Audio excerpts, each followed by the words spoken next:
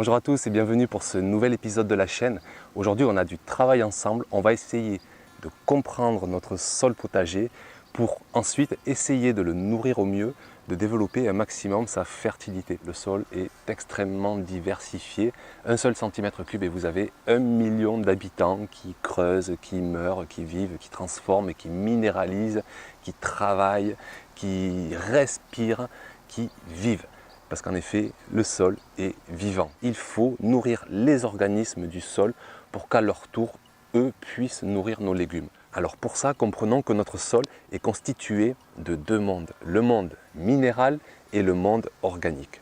Le monde minéral représente environ 95% de notre sol. C'est tout ce qui résulte de la dégradation de la roche qui est profonde sous nos pieds, ce qu'on appelle la roche-mère, différente selon les régions. Cette roche, sous l'effet du vent, du temps, de la pluie, des microbes, des racines, va s'éroder pour devenir petit à petit le sol sur lequel on marche aujourd'hui. L'érosion va créer et va faire en sorte que cette roche va se transformer en cailloux, puis en gravier, puis en sable, puis en limon, puis en argile, des particules de plus en plus petites. Notre sol potager est constitué des trois dernières plus petites particules. On part de la plus petite, l'argile, ensuite le limon et ensuite le sable. Avec ces trois particules, vous avez 95% de notre sol potager. C'est pour ça qu'on va parler d'un sol plutôt argileux, d'un sol plutôt limoneux ou d'un sol plutôt sableux. Les proportions idéales d'un sol parfait seront 40 à 50% de sable, 30 à 40% de limon, 15 à 25% d'argile. Le sable est important parce qu'avec sa granulométrie assez conséquente, vous devinez qu'il va apporter une certaine porosité au sol. Il va permettre de casser ces gros blocs d'argile qu'on voit trop souvent parfois, notamment dans le sud, et qui compactent beaucoup la terre. Le limon aussi va jouer ce rôle de porosité, mais aussi de liant du sol. Et l'argile, lui, va beaucoup plus jouer sur la fertilité de votre sol. On va le voir de suite. Il va se lier avec l'autre grand monde du sol, le monde organique que nous allons voir de suite. Je vous montre ici le test du bocal que vous pouvez faire chez vous. Vous prenez de la terre de votre potager, vous le remplissez à moitié, donc la moitié du bocal avec la terre et l'autre moitié avec de l'eau. Vous secouez assez franchement et puis vous laissez votre bocal tranquillement pendant 2-3 jours. Qu'est-ce qui va se passer? Vous allez avoir les différentes particules qui vont se séparer, l'argile, le limon et le sable. Ici, qu'est-ce qu'on peut voir par exemple? On voit très nettement l'épaisseur d'argile qui à vue d'œil représente environ entre 15 et 20% de mon sol. Le limon, et honnêtement, je vous le dis, je ne vois pas trop la différence entre le sable et le limon, ce qui veut dire que je pense que j'ai très peu de sable grossier, ce qui explique en grande partie que mon sol soit très lourd, très compacté. Je n'ai pas assez de particules grossières qui aèrent mon sol. Quelle que soit la texture que vous allez mettre en avant, trop de limon, trop d'argile, trop de sable, vous pourrez, quoi qu'il en soit, l'améliorer grâce à ce qu'on va voir tout à l'heure, les matières organiques que vous voyez ici à la surface et également ici qui flottent. Ces matières organiques vont avoir la fabuleuse capacité d'alourdir les sols qui sont trop sableux, d'alléger les sols qui sont trop argileux. Vous le verrez, c'est magique. Mais quoi qu'il en soit, c'est toujours intéressant d'avoir une idée de la texture de votre sol. Vous pouvez voir ici celle de mon potager. Le monde organique est tout ce qui résulte du vivant sur Terre. Autant vous dire que c'est absolument la magie du monde. Tout ce qui est combustible, qui brûle, tout ce qui est vivant végétal ou tout ce qui est vivant animal. Alors la diversité est bien sûr absolument énorme. Des plantes, des arbres, des écorces, des morceaux de bois, de la sciure, du sang, de la poudre d'os, du foin, de l'herbe, du compost, des cadavres de quelconques animaux que ce soit, du lisier, du purin, des fumiers de porc, de bovins. Tout ça est matière organique, tout ce qui est composé de l'atome de carbone qui se lie pratiquement tout le temps avec l'atome d'hydrogène. Ça, c'est le monde organique, c'est le monde vivant ou tout ce qui vient du monde vivant, animal et végétal. Alors pourquoi ce monde organique est si important pour la fertilité de notre sol? Parce que la matière organique que l'on va amener à notre sol, que ce soit foin, paille, fumier, compost, brindilles, broyats divers, ces matières organiques vont se décomposer grâce aux organismes du sol, vont former ce qu'on appelle l'humus, le saint graal de la fertilité de notre sol. Cet humus va se lier électriquement avec l'argile. Souvenez-vous, la particule du monde minéral. L'humus et l'argile vont se lier, grâce notamment au calcium, pour former ce qu'on appelle le CAH, le complexe argilo-humique, la base de la fertilité, mais aussi de la solidité de nos sols potagers. Le complexe argilo-humique est solide, résiste à l'érosion, résiste à la pluie, résiste au vent, est un vrai réservoir de fertilité pour nos légumes qui vont se nourrir petit à petit grâce à la minéralisation du complexe argilo-humique. L'humus, chaque année, va perdre 2 à 3% de son entité pour se minéraliser, pour se transformer en nourriture pour nos légumes.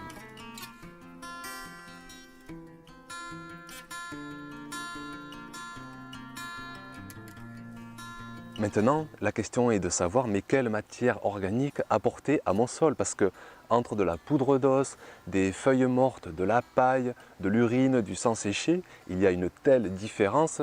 Que dois-je amener à mon sol pour que celui-ci soit fertile, se développe, s'aggrade, génère de l'humus et nourrisse mes légumes? Pour ça, on va utiliser quelque chose qui est utilisé dans le monde entier, ce qu'on appelle le rapport carbone-azote de chaque matière organique. Alors il ne faut pas avoir peur, ça se comprend assez facilement. Chaque matière organique a une proportion de carbone et d'azote en elle. Ainsi, l'urine par exemple est une des matières les plus azotées, elle aura une proportion de carbone pour une proportion d'azote, 1 contre 1. Au contraire, la paille est une matière très carbonée, elle aura une proportion d'azote pour 150 voire 200 proportions de carbone, d'où un rapport 1,150 ou 1,200. La sciure est encore plus carbonée, 1,300. Le carton, 1,150. Et vous avez ainsi de suite une notion de quantité de carbone ou d'azote de chaque matière. Ainsi, par exemple, le fumier assez pailleux, rapport de 30. Pour 30 doses de carbone, j'ai une dose d'azote. La tonte d'herbe fraîche, un rapport de 10. 1 gramme d'azote pour 10 grammes de carbone. De manière générale, les matières azotées sont vertes, humides, souples, comme les déchets de cuisine, les fans de légumes, l'urine, le sang, la poudre d'os sont des exemples. A l'inverse, les matières sèches, dures, ligneuses, friables, comme les feuilles mortes, la paille par exemple, les sciures de bois, toutes ces matières sont des matières très carbonées. Alors, une fois qu'on maîtrise cette notion de rapport carbone-azote, revenons à la question de départ, quelle matière vais-je apporter à mon sol pour le rendre le plus fertile possible? Pour répondre à cette question, une réponse très importante, plus une matière est carbonée, plus elle va être fertile pour votre sol, mais plus elle va mettre du temps à se décomposer, plus elle va mettre du temps à se minéraliser et plus elle va mettre du temps à être accessible à vos légumes, mais plus elle va être stable et générer beaucoup d'humus pour votre sol. Mais au contraire, comme souvent dans la vie, plus on prend de temps, mieux c'est et plus c'est durable. Et la durabilité dans un potager en permaculture, c'est très important. Alors, premier élément de réponse pour la fertilité de votre potager, il faudra des matières carbonées. Mais ça ne fera pas une fertilité à court terme. Au contraire, même, on sait aujourd'hui que pour décomposer de la matière organique, les micro-organismes ont besoin de 4 grammes d'azote pour décomposer 100 grammes de carbone. Comprenez que la paille qui a un rapport de 1%, 1 gramme d'azote pour 100 grammes de carbone, alors qu'il en faut 4 pour 100 grammes pour les organismes du sol, il y a un déficit. On est même là à l'inverse de la fertilité. Alors attention, comment pallier à ça, nous qui sommes impatients et qui voulons des légumes dès le printemps prochain? On veut certes construire la fertilité de demain, mettre des matières carbonées pour avoir le sol le plus fertile qui soit dans un avenir de long terme, mais on voudrait aussi avoir une fertilité de court terme. Et bien pour ça, nous allons aller chercher les autres matières organiques, les matières organiques beaucoup plus azotées. Prenons les déchets de cuisine, prenons les composts, prenons les fumiers. Toutes ces matières organiques ont un rapport carbone-azote en dessous de 30 et si vous les apportez à votre sol, elles vont agir dans l'année pour fertiliser votre sol sur du court terme. En plus, avec des matières organiques sur un rapport carbone-azote de 30, on est dans un rapport assez modéré. On n'est pas non plus trop bas et on n'est pas trop haut, ce qui veut dire que ces matières auront le double effet de non seulement nourrir votre sol à court terme, mais en plus d'amender votre sol, de le nourrir sur du plus long terme, de le construire, d'améliorer sa structure, de le rendre plus poreux, de le rendre plus solide, de le rendre plus fertile. On se retrouve ici devant l'amendement organique que je préfère, à savoir le fumier de cheval. C'est un fumier que je vais chercher juste à côté dans un centre équestre.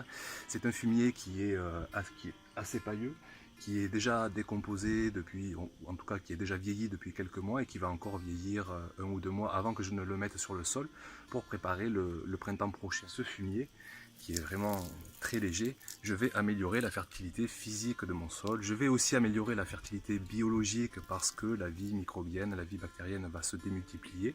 Et puis je vais aussi augmenter la fertilité chimique puisque rapidement il va y avoir une minéralisation des matières les plus fraîches et ainsi dès le printemps prochain les légumes auront accès à tout un éventail de minéraux essentiels. Un amendement va nourrir les micro-organismes du sol, va améliorer le sol.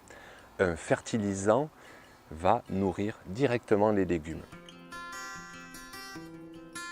Toutes les réactions de fertilité du sol se passent en milieu oxygéné, en milieu aérobie. Ce qui veut dire que si vous prenez possession d'un potager et que vous vous apercevez que vous ne pouvez pas rentrer une bêche dedans, que vous ne pouvez pas piocher quoi que ce soit, ça veut dire que votre sol est en milieu anaérobie. Comprenez que déjà dans une motte de 10 cm, le milieu de la motte est en milieu anaérobie. Donc je vous laisse imaginer dans un contexte de sol entier compacté.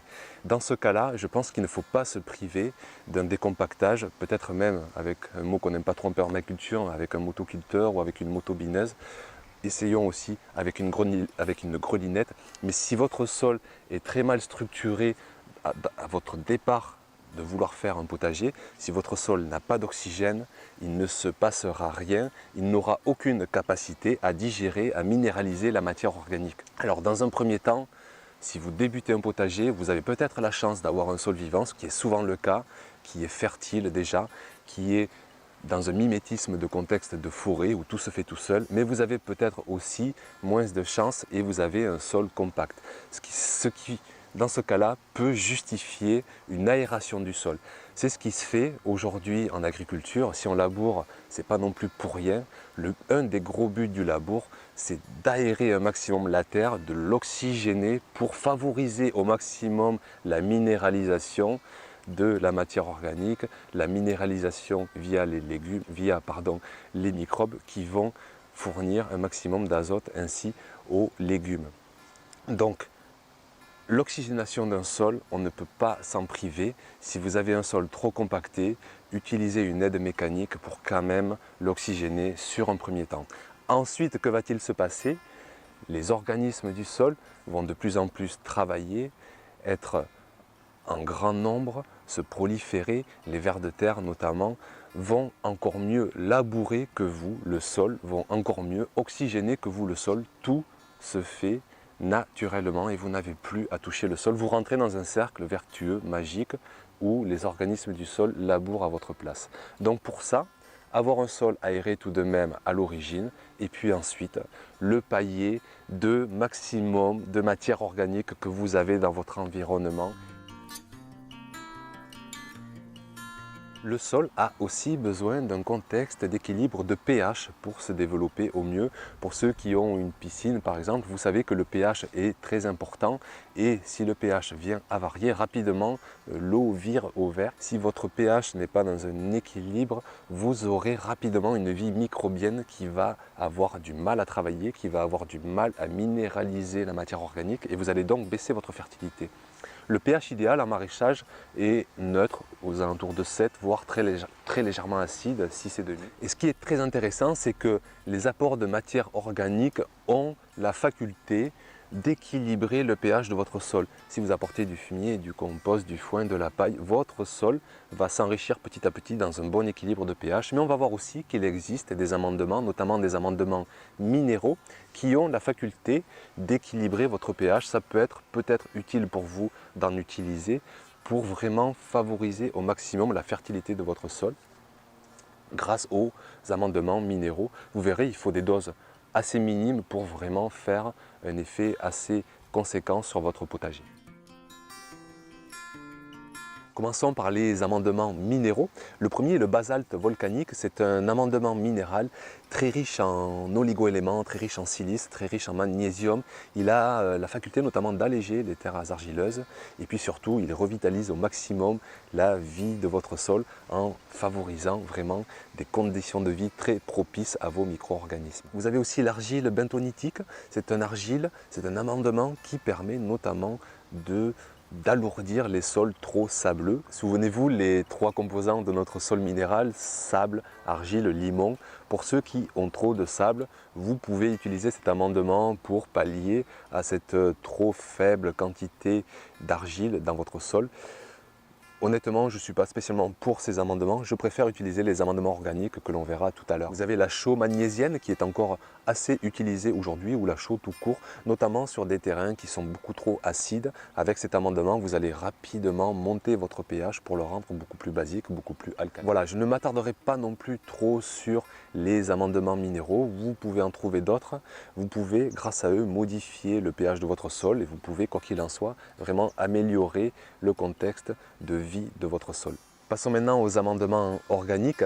Et là, vous avez une liste, bien sûr, assez longue vu que le monde organique est très diversifié. Commençons par les plus importants. Vous avez les fumiers, quels qu'ils soient, mais le fumier de cheval est quand même le plus recommandé pour les sols potagers. Les fumiers peuvent être plus ou moins décomposés, plus ou moins pailleux, plus ou moins anciens, mais quoi qu'il en soit, au final, ils vont vraiment offrir un sacré amendement, une sacrée nourriture à votre sol et il est quand même assez fréquemment conseillé de fumer votre sol. En amendement organique, vous avez aussi tous les composts, que ce soit des composts domestiques, des composts végétaux. Ici, on est devant un compost de déchetterie, donc un compost 100% végétal, issu de matière organique végétale, tout ce qui est broyat, taille de haies, tonte de pelouse, vraiment tout ce qui peut venir du monde végétal. C'est un compost qui a été mené à chaud, c'est-à-dire que les déchetteries ont des cahiers des charges très conséquents et très drastiques pour élaborer un compost qui comporte entre guillemets zéro risque pour le particulier. Donc le meilleur dans ce cas-là, c'est de faire un compost à chaud qui élimine l'essentiel des pathogènes et des produits qui pourraient s'avérer dangereux. Dans ce compost, on n'est pas loin du terreau, tellement il est décomposé, tellement il est fini. Donc une grosse partie de l'énergie, une grosse partie des minéraux se sont déjà consommés, se sont déjà évaporés dans l'atmosphère. Mais quoi qu'il en soit, c'est un produit qui va améliorer la fertilité, là aussi physique de votre sol, puisque vous doutez bien qu'une structure comme celle-ci va alléger ou alourdir. Elle va en tout cas améliorer, quoi qu'il en soit, la structure de votre sol. L'engrais vert, ça peut être de la facélie, du trèfle, de la moutarde, du sarrasin. Ce sont des engrais que vous semez dans votre sol. Une fois qu'ils ont poussé, vous les fauchez et ainsi toute la nourriture retourne à votre sol. Plus exactement, retourne directement à vos légumes puisque c'est de la matière très azotée qui va directement être minéralisée par vos légumes. Mais ils ont aussi un rôle d'amendement. Pourquoi? Parce qu'ils ont des racines très décompactantes, très longues, qui vont améliorer la structure de votre sol, qui vont le rendre encore plus poreux, encore plus souple, encore plus malléable. Et vous allez avoir ainsi encore plus d'oxygène, encore plus d'eau qui va rentrer dans votre sol. Et là, on gagne quand même beaucoup sur la fertilité physique de votre sol. Vous avez le BRF, une technique sur laquelle je me suis cassé les dents, le bois raméal fragmenté. Donc ce sont toutes les tailles de haies que vous pouvez broyer et mettre en paillage sur votre sol. Seulement attention, des tailles de haies sont assez carbonées. Selon que vous les taillez au printemps ou en hiver, ça varie entre 40 et 80 voire 100 en indice carbone-azote. Donc on est assez haut, donc on risque de créer une fin d'azote et la fertilité à court terme risque d'être impactée. Vous allez consommer plus d'azote que ce que vous en donnez à votre sol. Alors si vous faites du BRF, faites-le de façon assez modérée et compensez avec des matières plus azotées, fumier, compost, foin par exemple. Regardez ici, on est devant mon garde-manger pour le sol. On va aller voir un petit peu toutes les matières organiques qui peuvent s'y trouver. Donc vous voyez, vous avez un ensemble de feuilles, de brindilles, d'herbes, tout ça. Je le mélange, je le laisse même un petit peu se décomposer, mais rapidement je vais aller pailler mon sol. Là vous avez le futur paillage de mon sol qui va aller se mettre sur mon sol d'ici quelques semaines. Voilà ce qui va être la future nourriture de mes micro-organismes.